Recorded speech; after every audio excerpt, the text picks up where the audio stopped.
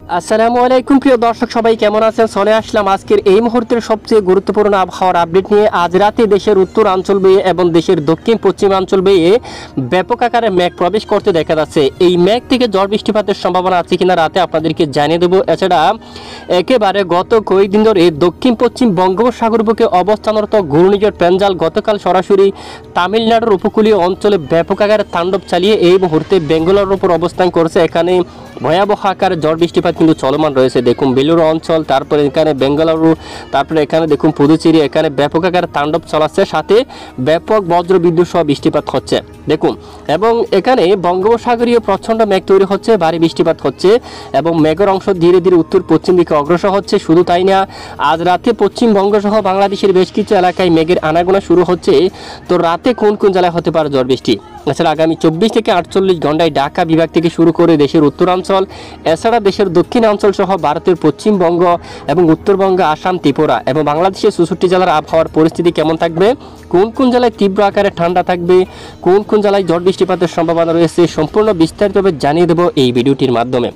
তো আশা করি ভিডিওটি শেষ পর্যন্ত দেখবেন। ভালো লাগলে একটি লাইক করবেন, আর সবার আগে গুরুত্বপূর্ণ আবহাওয়ার খবর পেতে আমাদের চ্যানেলটি সাবস্ক্রাইব করে পাশের বেল বাটনে ক্লিক করে রাখবেন। আর ভিডিওটি আপনি কোন জেলা থেকে লাইভ দেখছেন কমেন্ট করে জানিয়ে দিন। তো আসুন আমরা বর্তমান লাইভ উপগ্রহ চিত্রমোটটা দেখিনি। তো বর্তমান দেখুন একেবারে উত্তরাঞ্চল, এ হচ্ছে রংপুর বিভাগ। রংপুর বিভাগের বেশ কিছু এলাকায় প্রচণ্ড আকারে মেঘ প্রবেশ করছে। দেখুন দিনাজপুর দিয়ে এবং ঠাকুরগাঁও অঞ্চল দিয়ে এবং বালুরঘাট এবং ঘোড়ারঘাট দেখুন, এবং গাইবান্ধা রাজীপুরের দিকে রংপুর এবং কুড়িগ্রাম লালমনিরহাট এই অঞ্চল দিয়ে প্রচণ্ড মেঘমালা প্রবেশ করছে একদম বিকেল থেকে। তবে এখানে এই মেঘ থেকে বৃষ্টিপাত হচ্ছে না, এখানে বৃষ্টিবাহী মেঘ নেই, বৃষ্টিপাত কিন্তু দেখা যাচ্ছে না, তবে আকাশ মেঘলা থাকবে। এবং এদিকে দেখুন সরিষাবাড়ি, ময়মনসিংহ বিভাগ এবং উত্তরে বাগমারা সহ দেখুন এদিকে ফুলপুর অঞ্চল, নেত্রকোনা, এখানে উত্তর অঞ্চলে একেবারে এখান দিয়েও কিন্তু মেঘ প্রবেশ করছে। আপাতত এই মেঘ থেকে বৃষ্টিপাত হওয়ার সম্ভাবনা নেই। একেবারে মেঘালয় অঞ্চল, গোলাপাড়া এদিকেও কিন্তু আকাশ মেঘলা, তবে বৃষ্টিপাত হওয়ার মতো সম্ভাবনা নেই। আর রাজশাহী বিভাগের উপর দিয়ে কিন্তু মেঘ বেশি বেড়াচ্ছে, এখানে অনেক স্থানে আকাশ প্রচণ্ড মেঘলা হচ্ছে, তবে এদিকে বৃষ্টিপাত হওয়ার সম্ভাবনা নেই তেমন।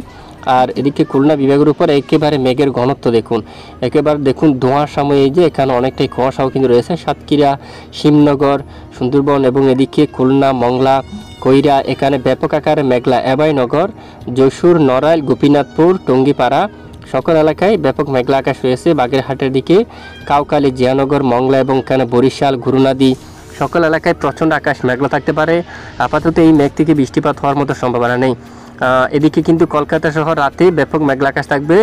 বারুইপুর, গোছাবা অঞ্চল, জিয়ানগর, মাজিরপুর এবং এদিকে খর্দা অঞ্চল, চন্দননগর, হাবড়া, চাকদা, পান্ডুয়া, শান্তিপুর এবং বর্ধমান, আরামবাগ, কতুলপুর, চন্দ্রকোনা এবং গোলাতর অঞ্চল, খোলাঘাট এবং বালিচা, খড়গপুর, তামলুক অঞ্চল সহ সকল এলাকায় ব্যাপক আকারে আকাশ মেঘাচ্ছন্ন থাকতে পারে। এখানে দেখুন প্রচণ্ড আকাশ মেঘাচ্ছন্ন থাকবে আজ রাতে, তবে আকাশ মেঘলা থাকলেও এখানে বৃষ্টিপাত হওয়ার মতো তেমন সম্ভাবনা নেই বা পরিবেশ তৈরি হচ্ছে না। তবে গতকাল এখানে হালকা বিক্ষিপ্ত বৃষ্টিপাত দেখা গিয়েছিল, সাতক্ষীরা থেকে শুরু করে শ্রীকান্তাপুর, খুলনা এবং ঢাকা বিভাগের এখানে অনেক এলাকায় হালকা বিক্ষিপ্ত বৃষ্টিপাত দেখা গিয়েছিল, ঘুরি ঘুরি বৃষ্টি এখানে অনেক এলাকায়। এছাড়া আজ কিন্তু মেঘের আনাগোনা থাকছে। আপাতত গতকালের মতো বৃষ্টিপাতের তেমন সম্ভাবনা কিন্তু নেই। গতকাল কিছুটা ঠান্ডা বাতাস কিন্তু বইছিল, তবে আজ তেমন ঠান্ডা বাতাস বয়ে যাওয়ার সম্ভাবনা নেই। দেখুন কিছুটা মেঘের আনাগোনা থাকতে পারে। তো আগামীকাল কোন কোন জেলায় বৃষ্টিপাত বা বৃষ্টিপাতের আভাস আছে কিনা তা আমরা দেখাবো। তো সরাসরি আমরা মেঘলা মোড় অবস্থান করব। প্রথমে সোমবার, দেখুন সোমবার 2 তারিখ, মূলত 2 ডিসেম্বর নাগাদ দক্ষিণাঞ্চলে কিন্তু ঠিক মেঘের আনাগোনা শুরু হতে পারে। বেশ কিছু এলাকায় আবারও মেঘের আনাগোনা শুরু হতে পারে 2 তারিখ নাগাদ। বিশেষ করে এখানেও আকাশ মেঘলা হতে পারে সরপেশন অঞ্চল দিয়া এবং পার্শ্ববর্তী অঞ্চল লালমোহন, বুরহানুদ্দিন, বোলা, বরিশালের দক্ষিণাঞ্চল, মির্জাগঞ্জ এবং মঠবাড়িয়া, পতরঘাটা এদিকে কলাপাড়া প্রচণ্ড আকাশ মেঘলা হতে পারে। বরগুনা এখানে সকল এলাকায় আকাশ কিন্তু মেঘলা হতে পারে, তবে বৃষ্টিপাত হওয়ার যে পরিবেশ সম্ভাবনা কিন্তু নেই। যদি কেউ বৃষ্টিপাত হবে বলে সেটা কিন্তু ফেক নিউজ হবে। তবে এখানে আপাতত বৃষ্টিপাতের তেমন সম্ভাবনা নেই, তবে আকাশ কিছুটা মেঘাচ্ছন্ন থাকতে পারে। তবে একেবারে যে ভয়াবহ মেঘ নিয়ে যে বৃষ্টিপাত হবে এরকম পরিবেশ কিন্তু নেই। আর চট্টগ্রাম বিভাগের কিছু কিছু এলাকায় সামান্য আকাশ মেঘাচ্ছন্ন হতে পারে, মেঘের আনাগোনা থাকতে পারে। চকরিয়া, কুতুবদিয়া, কক্সবাজার, উকিয়া এখানে চ্যানমার্টিং সহ এবং এদিকে দেখুন মহেশখালী, বদরখালী, লামা এদিকে সকল স্থানে সামান্য আকাশ মেঘলা হবে এবং এরপর আকাশ পরিষ্কার হবে, এরকম থাকতে পারে। আংশিক মেঘলা আকাশ নিয়ে আকাশ পরিষ্কার থাকতে পারে এবং বাতাসে গতিমাত্রা থাকতে পারে উত্তর দিক থেকে দেখুন।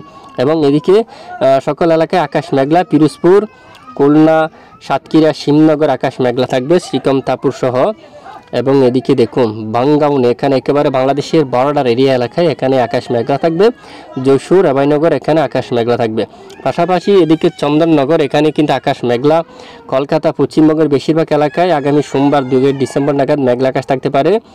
এখানে খড়গপুর, আরামবাগ, বর্ধমান, বাঁকুড়া, চাকুলিয়া এবং এদিকে দেখুন বালদা এই সমস্ত এলাকায় মেঘলা আকাশের সাথে বিক্ষিপ্ত বৃষ্টিপাত হতে পারে। সঙ্গে বিক্ষিপ্ত বৃষ্টিপাত, জামশেদপুরের দিকে কিন্তু বিক্ষিপ্ত আকার বজ্রসহ বৃষ্টিপাত থাকার সম্ভাবনা। রুরুকেলা অঞ্চল দিয়ে কিন্তু বিক্ষিপ্ত বৃষ্টিপাতের সম্ভাবনা কিন্তু থাকবে। এছাড়া বাংলাদেশের দক্ষিণের উপকূলীয় বেশ কিছু এলাকায় কিছুটা মেঘের আনাগোনা থাকতে পারে। মঙ্গলবার 3 তারিখ নাগাদও কিছুটা মেঘের আনাগোনা থাকবে। ফরিদপুর, ঢাকা বিভাগের উপর ঢাকা, মুন্সিগঞ্জ, দোহার এবং ধামরাই অঞ্চল, নরসিংদী, হোমনা সকল স্থানে মেঘলা আকাশ থাকতে পারে। কিছুটা নাগরপুর, ভেড়া, শিবালয় এই সমস্ত এলাকার দিকে, তারপর টাঙ্গাইলের দিকে, কালীহাটি যে আকাশ কিছুটা মেঘাচ্ছন্ন হবে কিছু সময়ের জন্য, এরপর আবারও একেবারে পরিষ্কার আকাশ কিন্তু দেখা দিতে পারে। দেখুন আপাতত বৃষ্টিপাত হওয়ার সম্ভাবনা নেই। যে দেখুন আপনারা পরবর্তী কয়েকদিন লাইভ ট্রেক করলেই আমরা দেখতে পাচ্ছি আপাতত দেশের উপর বৃষ্টিপাতের সম্ভাবনা এবং আগামী কয়েকদিন পরে দেশের আকাশ একেবারে পরিষ্কার হয়ে যাওয়ার সম্ভাবনা রয়েছে। কোথাও ঝড় বৃষ্টিপাতের মেঘ তৈরি হওয়ারও কিন্তু সম্ভাবনা নেই। তবে এই মুহূর্তে আবহাওয়ার সবচেয়ে বড় আপডেট হচ্ছে বিশেষ করে এখানে আগামী কয়েকদিন পরে 6 তারিখ থেকে উত্তরাঞ্চলের তাপমাত্রা ধীরে ধীরে আরও অনেকটাই কমবে এবং প্রচণ্ড আকারে ঠান্ডা শীত কিন্তু প্রবেশ করতে পারে। এখানে বেশ কিছু এলাকায় ঠান্ডা শীত কিন্তু প্রবেশ করবে।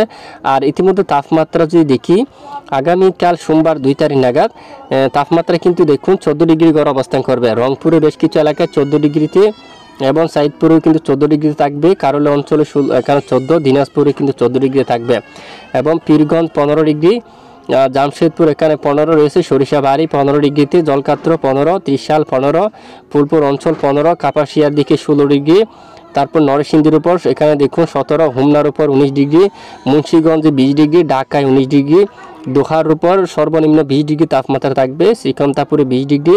দেখুন ঢাকা বিভাগের একেবারে দক্ষিণাঞ্চলের তাপমাত্রা 19 বা 20 ডিগ্রিতে থাকতে পারে।